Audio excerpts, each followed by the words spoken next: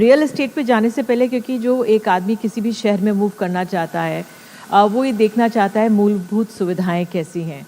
तो क्या कुछ ऐसा डेटा है, क्योंकि आप एक डेटा एक्सपर्ट भी हैं, आप दोनों मार्केट्स को स्टडी भी करते हैं, कि क्या लाइकेबिलिटी फैक्टर क्या है जो गुड़गांव और अगर नोएडा की तरफ देखें, क्या आपके डेटा कहते हैं? मैम, सबसे बड़ी बात जो आदमी को कंपेल करती है एक सिटी में मूव करने के लिए, वो एक्चुअली है एम्प्लॉयमेंट जनरेशन। गुड़गांव उसका स्पेसिफिक एग्जांपल है कि 80% MNCs वहाँ पे हैं, तो सबसे ज़्यादा लोग वहाँ पे रहना पसंद करते हैं और तभी प्राइसेस भी वहाँ पे सबसे ज़्यादा अप्रिशिएट की हैं। दो रीजंस की वजह से, एक demand supply factor.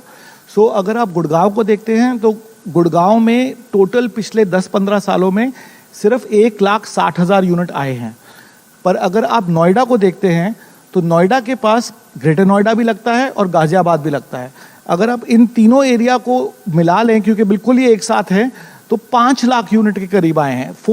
3 to 4 times more than Gurgaon. And Gurgaon is generating 4 times more employment than Noida is in terms of IT sector or the affordability of a person to be able to buy a home which is upwards of say 1 crore typically. अब गुड़गांव में तो prices इतनी बढ़ गई हैं कि कुछ 2 करोड़ से कम नहीं मिलता है। नोएडा का ये बहुत बड़ा एडवांटेज है कि उसके पास ग्रेटर नोएडा, नोएडा एक्सटेंशन लगता है, जहाँ पे आप मध्य वर्ग के लोग भी अफोर्ड कर सकते हैं और अंडर 1 करोड़ अभी भी प्राइसिंग में आपको एक छोटा सा मकान मिल सकता है।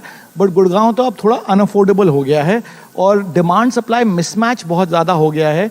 क्या हुआ है कि मैम 2010 से 2012 न्यू लॉन्चेस जो हुई थी गुड़गांव में और नोएडा में और ग्रेटर नोएडा में हिस्टोरिकली हाईएस्ट हुई थी। हर साल हर एक सिटी में 30 से 40 हज़ार यूनिट लॉन्च हो रहे थे।